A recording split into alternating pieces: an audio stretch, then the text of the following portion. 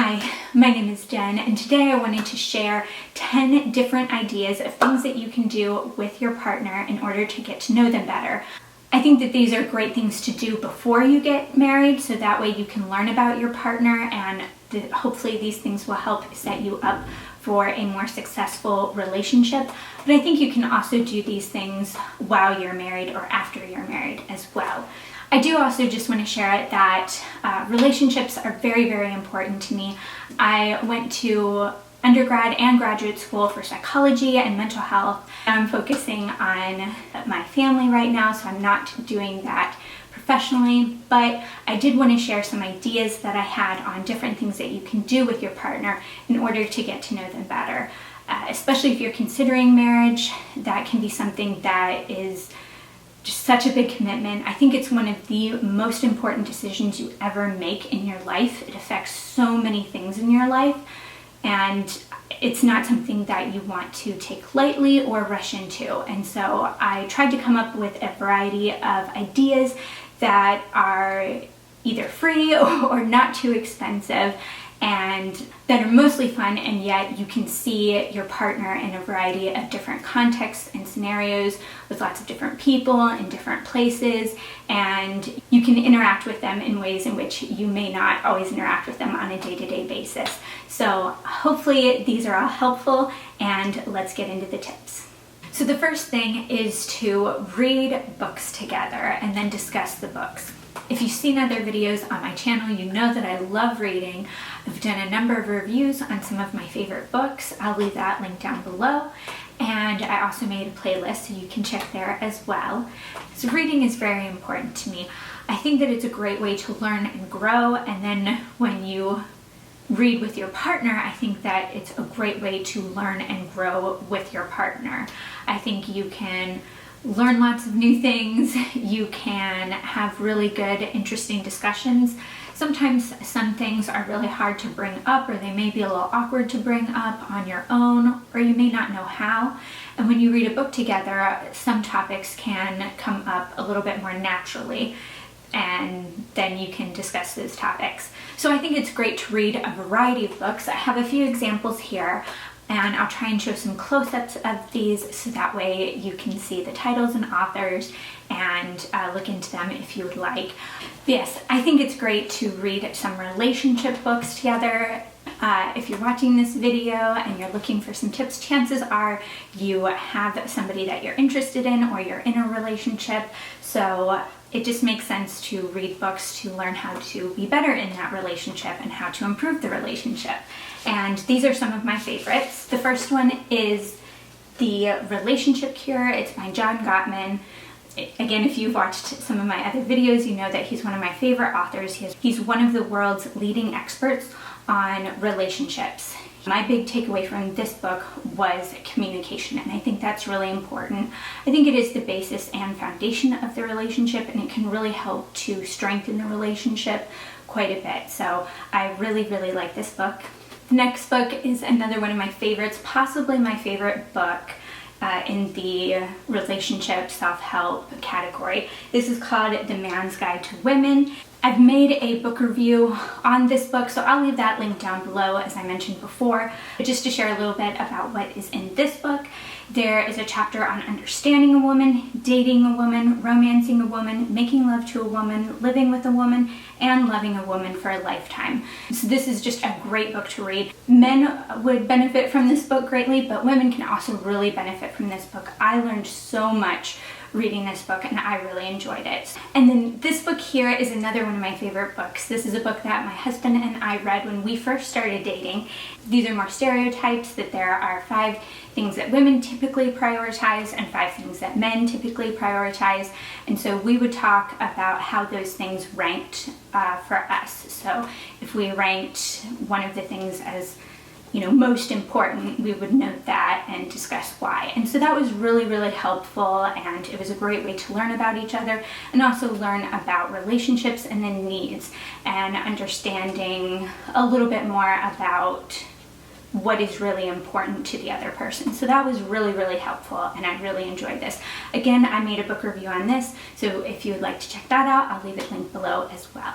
So I think there are lots of other books that you can read. Here are some examples of other books that I think are really great to read when you're first dating someone or before you get married, and even when you are married. So I think that it's just really great to read and learn together. Here is a book that my husband, again, had already read before we met, but I read this a couple of years after we started dating, and again, we would talk about it as I would read through it. It's a novel about the history of philosophy. This is called Sophie's World, and it's a really great book. It's a very easy read. It's, as I mentioned before, fiction, but it also really goes over philosophy really, really well. So if you're also wanting to learn more about philosophy, this is another great book. Another type of book that I think is really good is The Life-Changing Magic of Tidying Up by Marie Kondo. I've also made a video on this. I'll link it down below. I love this book so much. Again, I read this one, and then my husband read this one, and we talked about it. We also led a group on this. We've Marie Kondo'd our house, and we've done that together, and we continue to do it periodically as we grow and adjust and go through different stages, especially with young children. We go through that a lot. So this is just a really great book. It's a very, very easy read, and again, it's a great way to learn about the other person. I think this is a really great book to read as a couple because you're going to be living with each other, and there can be a lot of stress and conflict that can come up with somebody's cleaning habits or lack of cleaning habits, or all of their belongings and space, and how to prioritize different needs. So I think that this is a really great book to help work through and kind of minimize some of those conflicts. So I think that this is really, really great, and I just highly recommend it overall anyway. Here's another great book to read. This is David and Goliath, and this is by Malcolm Gladwell. This is our favorite book that we've read of his, and I actually read this book first, and I liked it so much, I recommended it to my husband. He read it, and he really liked it as well. And here he's really focusing on how things that you may think are a disadvantage or maybe hindering you, they can actually end up helping you. And so I think that's just really interesting. We've had a lot of really great conversations from reading this book, so I definitely recommend that. There's lots of other books that you can read as well. If there's other fiction or other genres of books that you like, you can definitely read those. These are just some of my favorite types of genres, and then also favorite book recommendations. The next thing that I think is really great to do is to either watch shows together or watch movies together. This usually isn't too hard for couples to do, especially when they're dating. Going out for a movie or just relaxing at home watching a show is just a really great way to bond, and it's pretty common as a date idea, and it's a great one. And it's a great one for a reason. I think that it's really fun to just be able to relax together. Again, movies and TV shows are a great way to be exposed to different ideas, to different situations, to different places, different people. You can have so many different conversations about so many things, and I think that's just really great. It's also really fun to be able to just relax with someone and have a really fun experience. So the next idea is to watch Love It or List It or some type of home style show. And you can pick whatever type of show you like. If you like Fixer Up It a little bit better, or The Property Brothers, or you have a channel on YouTube that you like Buy or DIY, or something like that. I just really like Love It or List It because it's really fun to see the different houses and also the different home improvement projects. So my husband and I will watch that show together every now and again. I think that it's great to watch as a couple at least a few times, just to begin to learn about the other's preferences in style and house and decor and other things like that. Again, if you're dating someone and you want to get married or you are married, I think that it is really helpful to actually consider the place in which you will live together and how you're going to live together.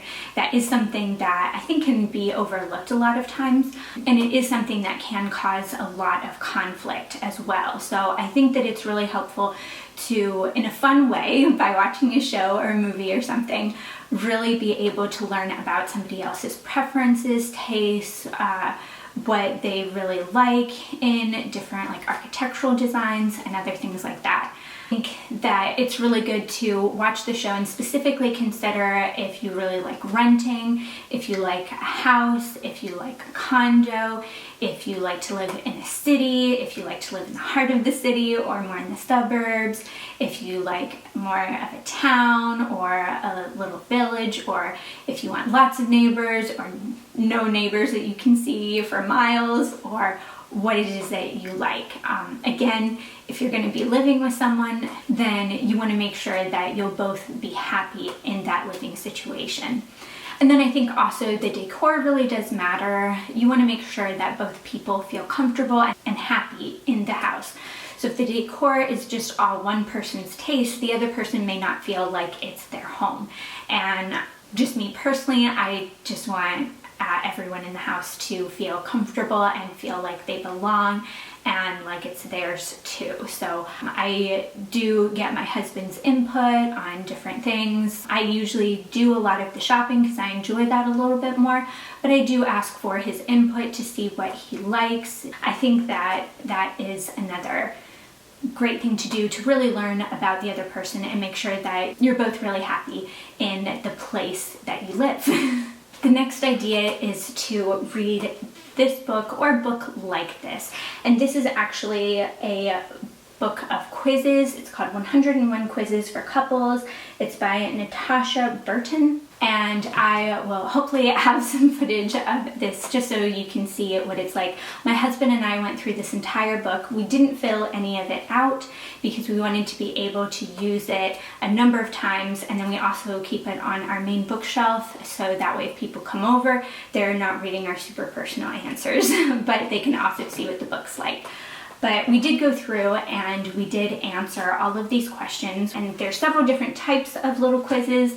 There's some where you can pick some different options, and then there's some that are just open-ended questions. So I really like this. This kind of a book I think is really great because it brings up so many different topics. We really got to know each other very, very thoroughly with this book. And so I think that it's really great just looking at the table of contents, and I'll also show the table of contents as well. But just to highlight a few, some topics that are covered in this are: what inspires you? How many of these body oddities can you do? Our sex life. A few of your favorite things. Your relationship philosophies and goals. Blending our families. Let's talk about sex, baby. What makes you laugh? The space-time continuum. Loving thyself. How do you like the bed? There's quite a few here. The afterlife. The best of us. Our personalities. How would you react to these scenarios? Who would you trust in these hypothetical emergency situations? Let's get physical, but not in that way. Our political beliefs. Your parents' relationship. Friendships lost. Those golden days of childhood. Your talents as a kid. Choosing your religion. End of life stuff. Sorry to be a downer.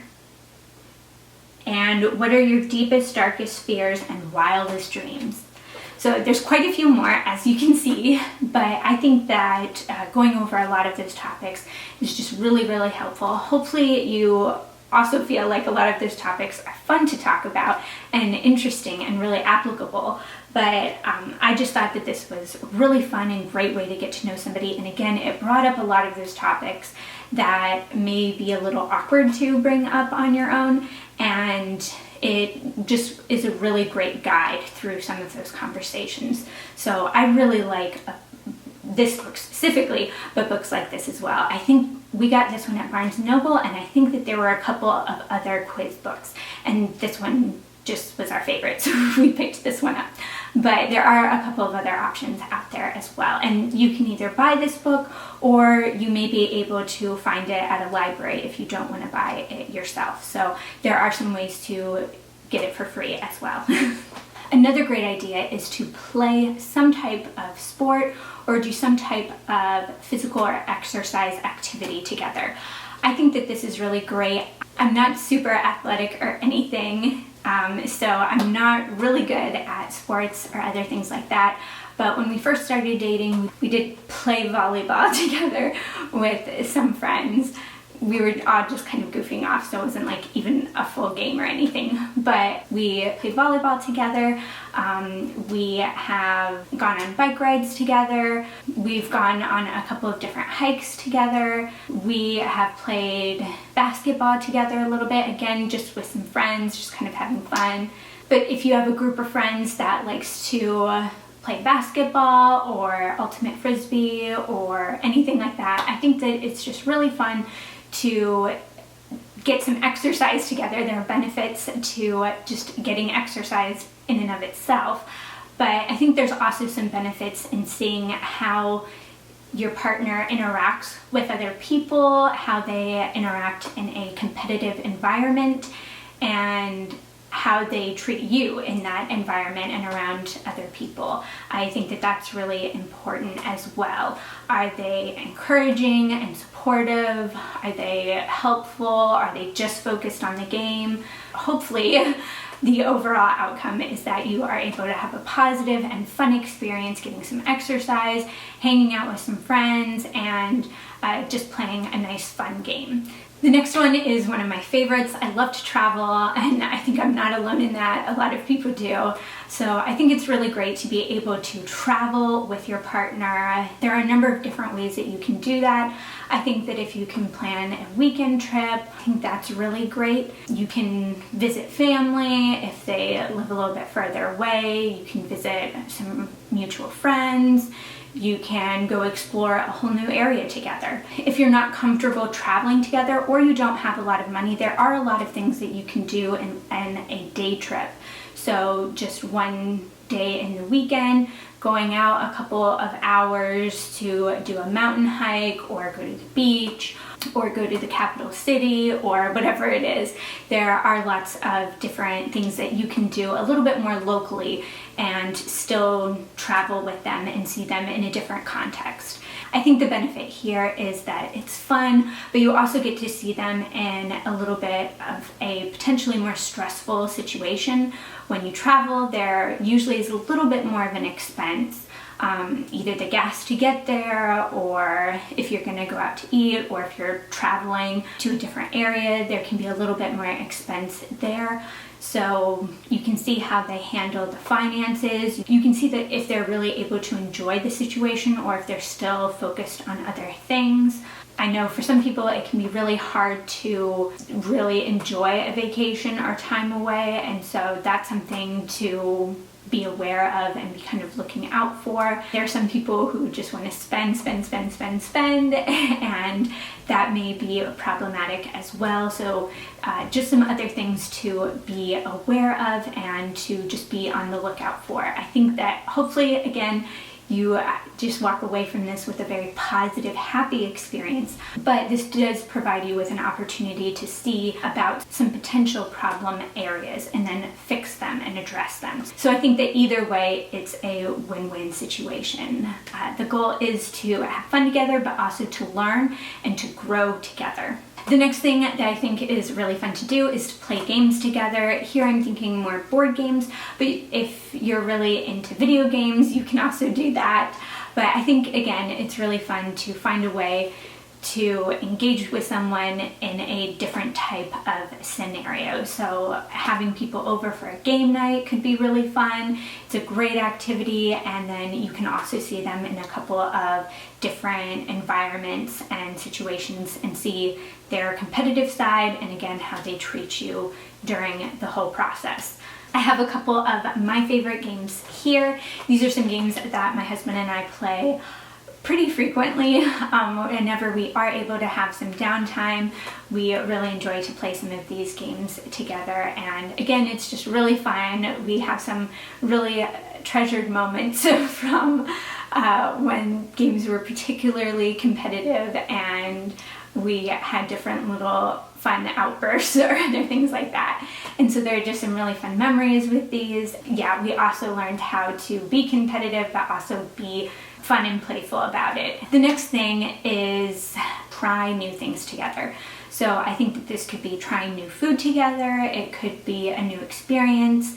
Maybe you want to go skydiving or rock climbing, or you want to go canoeing or paddle boating, or you want to take a helicopter ride or an airplane ride. Maybe you want to try and learn how to juggle or something. I don't know.